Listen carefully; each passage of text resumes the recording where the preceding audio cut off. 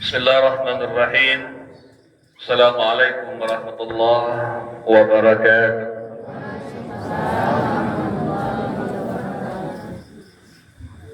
Alhamdulillahilladzi arsala rasulahu bil huda wa dinil haqq liyuzhirahu ala dini kulli wa kafa billahi shahida.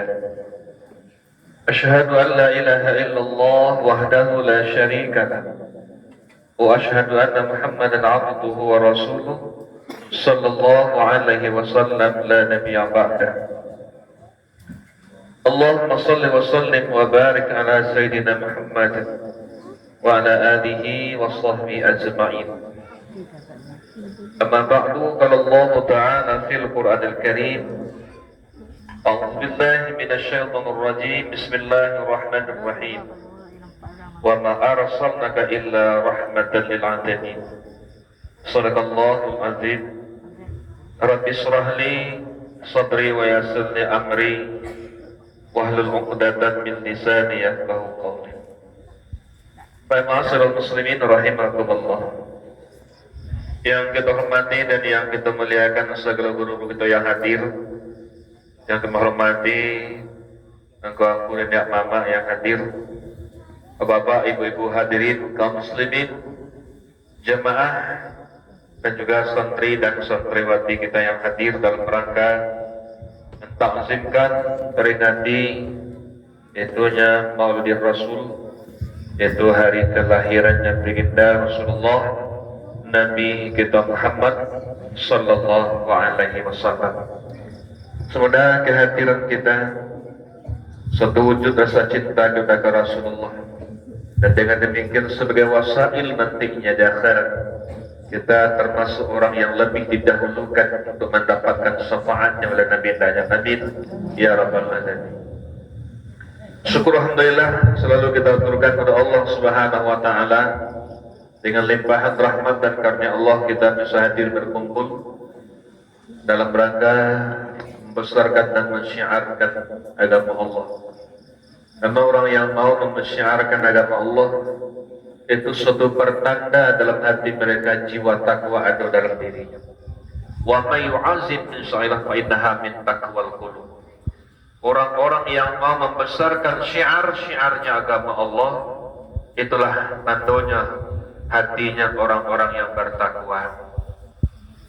Sebaliknya, kalau orang mentabik risaunya, tabik cameh, tabik kebenciannya mencelik orang, menyebabkan syiar-syiar agama Allah, maka tanyalah diri kita masing-masing. Kemudian salawat dan salam sama-sama kita mohon kepada Allah, semoga disampaikan kepada Rasulullah Nabi kita Muhammad sallallahu alaihi wasallam. Allahumma salli ala Sayyidina Muhammad. Dalam sebuah hadis Rasulullah pernah pada suatu kali ditanya Nabi oleh para sahabat. Qila di Rasulullah sallallahu alaihi wasallam ditanya orang Nabi sallallahu alaihi wasallam. Kata orang bertanya, nara mu'minan yaksha'u wa mu'minan la yaksha'u. Kami cari ada orang mukmin yang tenang hatinya, yang khusyuk hatinya. Kemudian adalah nampak di kami hatinya yang tidak khusyuk, hati yang tidak pernah rasa ketenangan dan ketenteraman. Dikata sahabat, mas sahabat, sebabnya demikian dia Rasulullah. Karena ada hati orang yang mutmainnah, ada yang tenang, ada yang khusyuk hati mereka. Sebahagian ada yang gelisah hati mereka, tidak pernah ada kekhusyukan dalam hati mereka. Tanya mas sahabat, kok sampai dalam seperti ya Rasulullah, sebabnya Rasulullah. Faqala, maka berkata Nabi sallallahu alaihi wasallam, man wajada li'imanihi halawah khasya. Kata Nabi, orang yang memperoleh kemanisan iman dalam hatinya, orang itu akan merasakan khusyuk, orang itu akan tentram. Orang yang telah merasakan kelezatan dan kemanisan iman, orang itu hati mereka akan tenang dan tentram. Kemudian waman lam yajid laha lam yakhsha. Tapi orang yang belum merasakan kelazatan dan kemanisan iman, mereka tak akan pernah memperoleh dan merasakan kata Nabi.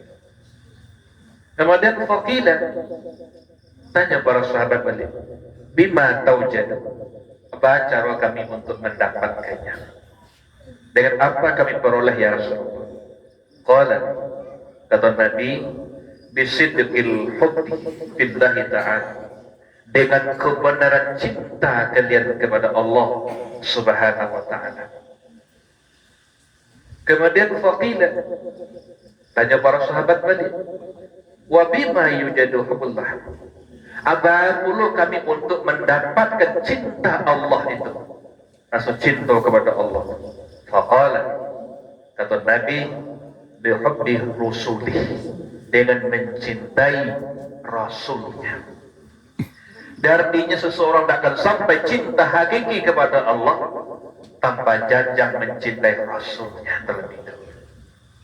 Nah, salah satu bentuk wujud rasa cinta kepada Rasul kau dalam bentuk kita kini kau adalah dalam perwujudan mahabbah rasa cinta kita kepada Rasul Nabi kita Muhammad sallallahu alaihi wasallam. Tapi orang yang dijanjikan sama dengan Rasulullah memang yang cintakan Nabi. Man ahabbani kana ma'ya fil jannah, kata Nabi. Siapa orang yang kasih, yang cinta kepadaku, bersamaku dalam surga di barakat sendiri, dakiknya datang surga ni. Cinta itu perlu bukti. Itu enggak sekadar pengakuan di lisan. Nah, sebagai bukti tanda cinta salah satunya, man ahabba syai'an kasura zikruhu, orang yang cinta, yang kasih kepada sesuatu, sebagai buktinya selalu dalam sebutannya sesuatu itu, selalu dari buah bibirnya, selalu dalam pembicaraannya tanda orang cinta. Dalam kehidupan wak sehari-hari kan memang seperti itu. Wak tak perlu kama ditanyakan kama condong hati, kama cinta hati, dangan sah kama buah kecek nak sehari-hari belakang. Di mana buah kecek, di mana duduk, di mana mota, selalu jadi ungkapan pengeceknya itu kilah laki rasa cintanya. Padahal dalam kaitan hadis yang pertama kita baca tadi, salah satu syarat untuk mendapatkan kelezatan dan kemanisan iman adalah menumbuhkan cinta kepada Allah dan Rasul itu. Salatun man kunna fihi wajada halawatul iman. Ada 3 kata Rasulullah, siapa yang ada bagi mereka nanti itu, mereka akan mendapatkan dan merasakan kelezatan dan manisnya iman. Yang pertama, ayyakunallah wa rasul ahabba ilaihi mimma siwahuma, Allah dan Rasul lebih dicintai daripada yang lain. Kasenggol cintanya kena lain-lain, belum kan merasakan lezat dan manisnya iman, termasuk kami ramai insyaAllah. Itu kita latih, itulah kita riadahkan kini dulu. Ba'a itu sehilang cinta yang lain, sehingga nomor 1 dalam hati kita Allah dan Rasulnya. Makanya dalam perwujudan kita peringatan Maulid Nabi adalah salah satu bentuk pengungkapan rasa mahabbah, rasa cinta kepada Rasul. Bagi orang tak kenal maka tak sayang. Untuk mencintai sesuatu untuk kenal. Kalau tak pernah kita mendengar sirah nabawiyah, perjalanan kisahnya Rasul, siapa Nabi Muhammad itu, siapa keturunan dasarnya, dan akil istimewa dan kelebihan yang diberikan Allah pada mereka, di mana menumbuhkan rasa cinta kepada Rasul, sehingga tidak lebih dalam perasaan kita Nabi Muhammad sama jawab. Dan itulah yang muncul dari Nabi Muhammad sama jawab. Di segi a'rad basarnya, basariyahnya memang sama. Maka Nabi mengatakan, kul innama ana basyarun mislukum. Kecil engkau hai Muhammad, dan engkau sama-sama basar. Basar itu lebih tertuju kepada fisik jasmaniyahnya, pada basar. Kulit, berdarah, makan, minum, bau sawo, kesawah ke ladang, ada rasa risau, ada rasa ibu, itu basariyah. Kecil kata Nabi, engkau basar. Di segi basariyah, tapi kualitas ruhnya tidak sama, nafsunya, akalnya jauh berbeda dengan kita. Nah, di mana kita tahu malu cerita-cerita sirah nabawiyah? Bila dibaca sirah nabawiyah pada lazimnya di bulan-bulan Maulid nadilah dibaca tentang keutamaan Nabi Muhammad sallallahu alaihi wasallam. Bapak dan ibu-ibu jemaah yang dirahmati Allah, dalam kesempatan ini kami tidak akan mengisahkan, tidak akan menceritakan hubungan dengan perjalanan sirah nabawiyah. Sedikit kami sampaikan dengan hikmah. Hikmah itu irsadul rasul. Hikmah diutusnya Nabi oleh Allah. Beda tujuan. Seketik balik ini kan. Beda tujuan dan hikmah. Kalau tujuan batal istighnanya Allah, yaitu wajah mukhalafah dan kesembilan. Allah tidak mengambil faedah pada perbuatan dan hukum bagi dia itu gunanya kajian akidah untuk tolak ukurnya. Karena tujuannya mengambil manfaat kepada orang yang menjadikan sedih. Kalau hikmah kembali kepada hamba. Cuma kondak tujuan Allah. Kolah bunuh ilmu akidah menang penyesal. Tapi kalau tak tujuan telah madona wa batal sifat istighnanya. Batal wajah mukhalafahnya. Khusus itu wajah mukhalafahnya kasabi. Dan sikau orang sekali salah dalam memaham wa ma khalaqal jinna wal insa illa liya'buduni. Allah tidak jadikan jin dan manusia melainkan menyembahku. Dia maksudnya tujuan Tuhan maduan awak Allah bersih daripada segala maksud dan tujuan, tapi tidak mustahil dan tidak menafikan ada hikmah. Maka hikmah ada tujuan kembali memudar tempatnya kepada orang yang maduan. Tapi kalau hikmah kembali kepada hamba, karena Tuhan tidak mengambil sedikit pun mudarat dan manfaat kepada hambanya. Taat orang ke sedunianya tidak menambah kemuliaan Allah. Ingkar orang ke sedunianya tidak akan derajatnya Allah.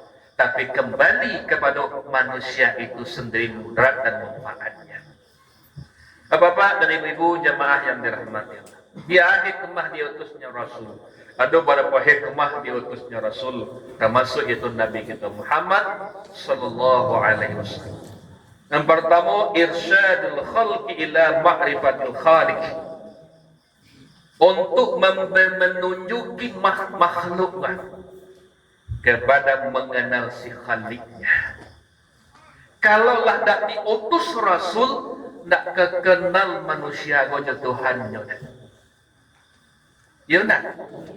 Sebagai bukti jalik. Jadi sebelum Nabi Muhammad diutus, bah kondisi orang Arab, orang khusus orang Makkah kadikot. Sebab ketika Nabi Isa diangkat ke langit yang dunia kosong daripada Rasul Allah. Bilolah hati Rasul 571 setelahnya. Kan Nabi Muhammad lahir 571 Masehi kan? Lebih kurang 600 tahun setelah Nabi Isa diangkat ke langit, baru diutus Rasul. Dalam zaman yang seperti itu yang dikenal dengan jahiliyah. Padahal setiap manusia, setiap insan yang lahir ke dunia ini, mereka sudah mengikrarkan ketika di alam ruh akan mentauhidkan Allah, akan beribadah menyembah Allah. Alastu bi rabbikum? Qalu bala syahidna.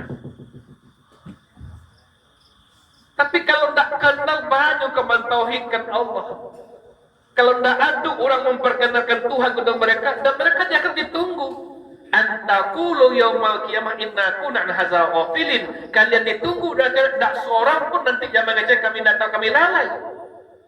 Maka untuk mengingatkan, memperkenalkan kembali Khaliknya, penciptanya, diutuslah Rasul. Sehingga jahiliyah orang Makkah ada itu yang masyhur dalam riwayat 360 yang mereka pertuhankan di Makkah ketika itu. Mereka membuat mereka yang menyembah Tuhan mereka ditentukan dengan status sosialnya. Dan kayu berbeda dengan Tuhan yang agama saya. Dan itu masyhur riwayat seperti itu. Orang kayu dari aneh hanya biar Tuhan. Dan kurang kayunya mungkin dari perak. Dan kurangnya mungkin dari kayu juga. Dan kurangnya dari tampung mereka adonan mereka. Dan itu tuh masyhur riwayat yang seperti itu. Dan berapanya 360? Itu nanggadang-gadang Lata, Uzza, Manat, Hubal, itu nanggadang-gadang saja. Dan itulah yang membantu sekeliling Ka'bah, maka tagakkan yang Ka'bah. Dan kasinan mereka meminta, tradisi kebiasaan orang Makkah adalah dalam melakukan musafir perjalanan. Kok kebajalan juga 6 bulan, sampai bulan sebelum mereka masakan perjalanan, mereka sembelih binatang mereka lumuri Tuhan tadi dengan darah-darah binatang, mohon minta, Ubal, kami kapai Manggaleh, kasih rumah gak 6 bulan, tolong selamatkan kami perjalanan kami. Gadang labur oleh kami, kasinan mereka meminta. Kini kan lihat dulu orang seperti itu kan, tak kata air, tak kasumur, jadi gaduh-gaduh tak cucua, tak kegubarkan dalam seperti itu. Nah, dan itu itulah yang pertama dibatalkan. Sehingga asbabun nuzul surat itu kan bertanya orang kata, ya Muhammad, engkau Tuhan engkau hai Muhammad. Kok kami kan engkau cari banyak 360 adonan meh. Anga Tuhan anga. Nabi nak menjawab. Turun ayat kul huwallahu ahad. KCN ke orang Tuhan Muhammad, Tuhan kami itu Allah ahad, tidak 360. Dan otomatis tertolak yang 360 tadi. Allahu Samad, kepada Allah yang Esa itu kami minta, batal permohonan mereka kepada Lata. Ujungnya walam yakul lahu kufuwan, tidak ada satu pun yang seumpamu, yang sepadan dengan Allah itu. Itulah nemukan surah Ikhlas namanya. Maka sama surah Ikhlas, makna Ikhlas kan membersihkan, khalis, membersihkan. Maka surah Ikhlas itu adalah membersihkan keyakinan selain daripada Allah Subhanahu wa taala. Maka fadilahnya satu saja maka surah Ikhlas sama baca dengan sepertiga Al-Quran. Satu kali baca surah Ikhlas sama dengan membaca sepertiga Al-Quran. Dan itulah dasarnya bagi awak nak khatam mengaji-ngaji mah. Baca sekolah 3 kali. Berarti lah tamat mana lah ada duduk ditamatkan mana dengan qul a'udzu falaq, qul rabbin nas, berarti sudah khatam Al-Quran. Kenapa? Kandungan isinya satu kali baca surah Ikhlas sepertiga Al-Quran.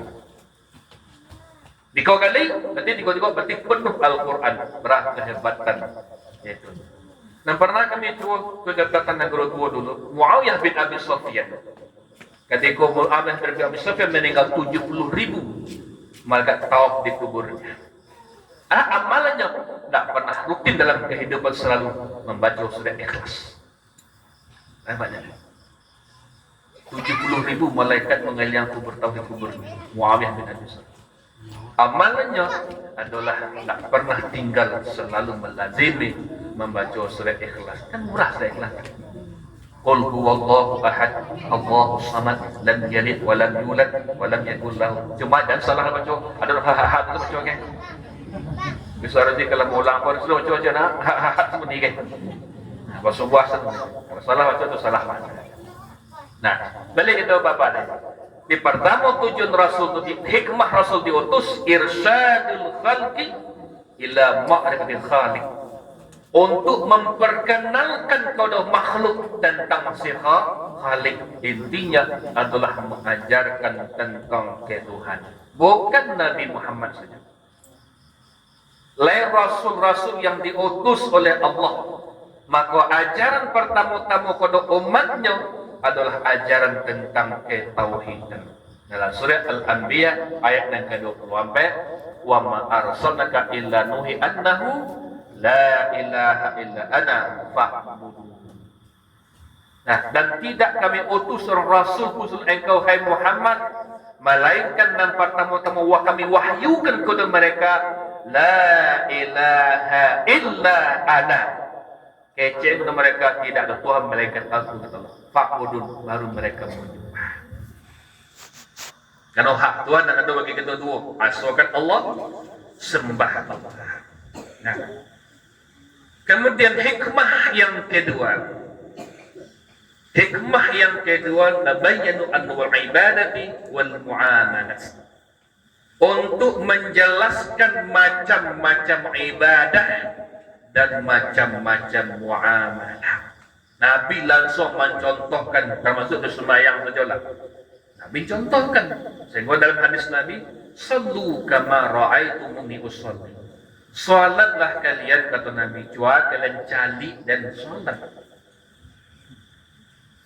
Tapi bukan mengatakan solat kamu seperti aku, solat tak seperti itu. Nabi kecek marah hebat ibarat. Kok beitulah kecek Nabi ala kapayah wak. Nak kemanga-manga sedang Nabi juga ada. Nah gimana? Awak tak gabi pengenak itu ke sawah. Awak tak gabi pengenak itu ke lapau. Nabi tak seperti itu makanya solu. Siwak wak calik Nabi you nampak dia awaknya. Bukan seperti Nabi solat, tapi cuma nampak Nabi. Berarti awak mengikuti gerak dan perbuatan saja. Masalah ruh dalam itu tak bisa awak meniru. Jadi kalau Nabi mengecekkan solat kalian cuma dan semayang, kata Nabi, al-Quran nikmat. Nah, berdasarkan itulah, kalau ada suatu keyakinan, apapun bentuknya kok tarikatnya lah. Dan tak perlu semayang rukuk, tagak cukup dalam hati saja, batal syahadat Rasul mereka. Ada nak kelompok, bahkan ini tu baru-baru ini ada dalam belajar. Ada dalam mana baru-baru ini kan? Boleh di TV petang. Ajaran. Nah, kayak dalam diri, pengenalan diri ada kajian. Baru di Sulawesi Selatan baru kajian. Baru pun Sulawesi Selatan kan terlalu lama tak. Masuk di TV tentang dalam baru ajaran baru. Nak baru sembahyang, nak baru kosong. Itu baru ajaran. Aku kini dia berkendak banyak pengikut kan. Nah melihat ya. Ini adalah dalil tak perlu sembahyang, kecak aja. Tak melihat. Kok daerah awak baru. Hitung minggu gini mulai tanya dia. Tapi lah dia dalam penguasaan paket gini kan. Lah ada kejaksaan gini, lah ada dalam penguasaan paket gini. Batal syahadat Rasulnya. Syahadat kan dua. Syahadat ilahiyah, syahadat nabawiyah Rasul. Wa asyhadu anna Muhammadar Rasulullah. Dalam pengakuan itu artinya mengaku aku dengan yakin Muhammad utusan Allah. Tersirat di dalam itu sampai meyakini sampai akidah yang berhubungan dengan Rasul. Nah, sidik, amanah, tabligh, fatanah, tambah bahasa dia. Juga termasuk meyakini syariatnya Rasul itu sendiri. Di kalau mengaku macam dokter masyarakat tapi tidak mengikuti syariatnya Rasul. Contoh dalam salat Nabi sembahyang. Nabi mengatakan sallu kama ra'aitumuni usolli, kata Nabi. Salat kalian cuak, kalian calik dan sembahyang, kata Nabi. Berarti Nabi dicalik oleh para sahabat sampai ke bawah sampai ke tabi'in. Ada tagaknya, ada rukuknya, ada sujudnya, ada yang dibaca, maduk ke kiblat. Ini cukup nanti itu sembahyang. Batal yaitu mengikut syariat Nabi Muhammad. Batal wa asyhadu anna Muhammadar Rasulullah. Walaupun mereka membaca wa asyhadu anna Muhammadar Rasulullah, batal syahadat Rasulnya. Dan banyak ajaran itu. Nah, ingkaran sunnah kan. Aku baru-baru di pulau daerah awak. Tak daerah Jawa di mana? Selatan kan ada Sikuan, mau daerah Rakyat awak. Dan ada orang celeh, ada pertama datang hari Senin dulu datang ke rumah di kampungnya berada di ajaran Ustaz. Tu Pak. Karena Ustaz kami bos dekat sekali Senin. Di syahadat kau diulang satu alahnya beli di mungko amirnya dia. Di kalau tidak diulang di mungko amir tidak sah syahadat mereka itu. Termasuk keluarga lah dapat Pak tu. Keluarga dapat dari keluarga sini. Tidak lalu jawab adanya. Dia diulang. Kalau lu dimungku amir tu dia ucapkan syahadatnya lain, belum sah syahadat. Berarti nyokapi nikah dia opak assalamualaikum, nyokapi kadi assalamualaikum. Ada amirnya. Dan amir tu tingkat-tingkat sampai amir kecamatan. Ujung-ujungnya nanti daurah Islamiyah membentuk negara Islam. Itu di Tangga Bongo. Orang bungo, bagus dalam berkembang, termasuk keluarga sendiri. Lalu main petang datang ke rumah dari Sengkarat, malam, masuk jalan dapat keluarganya. Banyak pentingnya kita merutinkan pengajian. Nah, situ maraknya orang ini ya. Jadi kalau nak dibekali keluarga kita dengan ilmu pengetahuan yang mendasar, nyecakau siku-siku dalam besar. Lebih banyak yang mengeliru dan kemeluru dia kita. Apa hati-hatinya kita. Termasuk bapak dan ibu, sering kami sampaikan, acara kami ingin kami sampaikan. Kadang-kadang awak kan terjebaknya itu. Awak singgung anak batangnya nampak telah di sini. Kadang hati. Ya, dia nak diletaknya ini kita semua yang kau jubah lagi. Tak bisa awak seperti itu.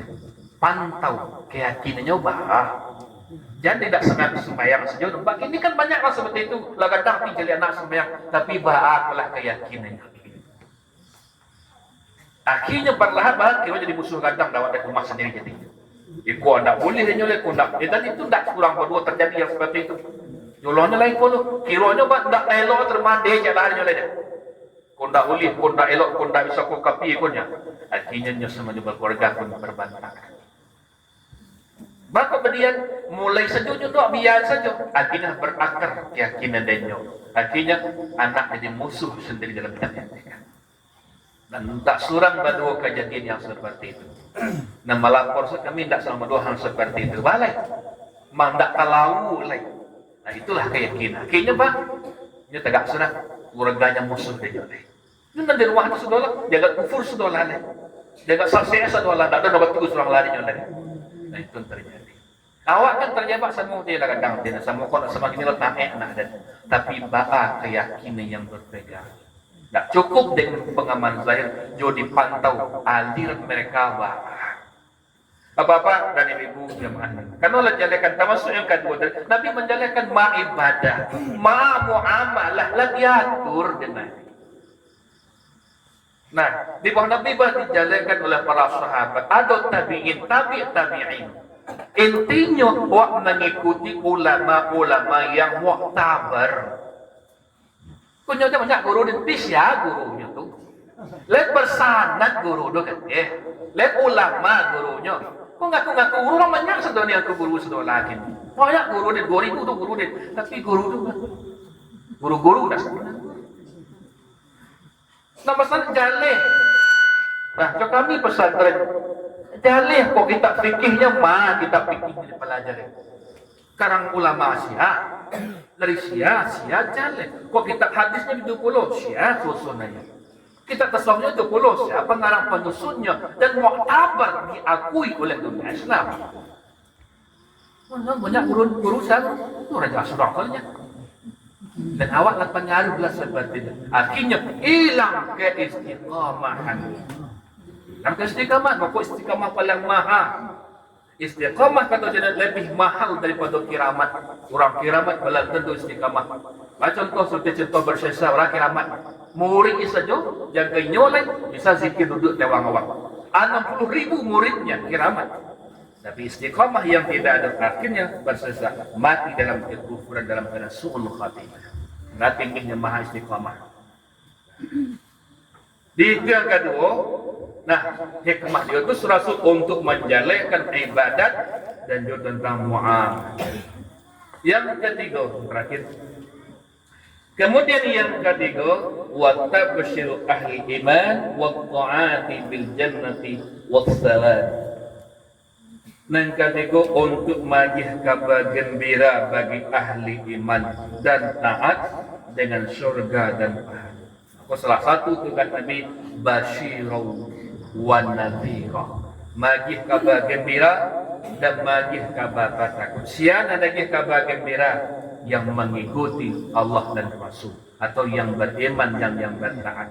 Sian yang ada kabar bertakut orang yang kufur dan maksiat. Kolah dalam kajian tauhid itu disebut dengan wa'ad dan wa'id.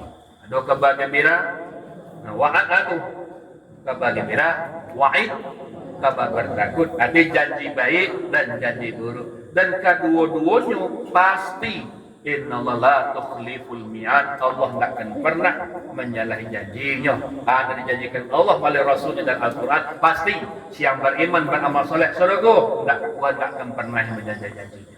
Siang kufur dan maksiat neraka, Allah tidak akan pernah menyalahi janjinya. Walaupun pada hakikat Allah tidak akan masuk surga dengan taat. Tapi secara hukum syariat Allah tidak akan berbeda antara hukum hakikat dan hukum syariat. Maka letakkanlah di posisinya masing-masing. Letakkan hukum syariat, letakkan hukum hakikat di hakikat. Baca meletakkan secara hukum syariat, wajib meyakini orang yang beriman beramal soleh surga. Bagus karena dalam kalam mengatakan dalam kalam kedilalahan mengatakan. Tapi kalau hakikat tidak wajib, harus saja bagi Allah memasukkan dalam surga.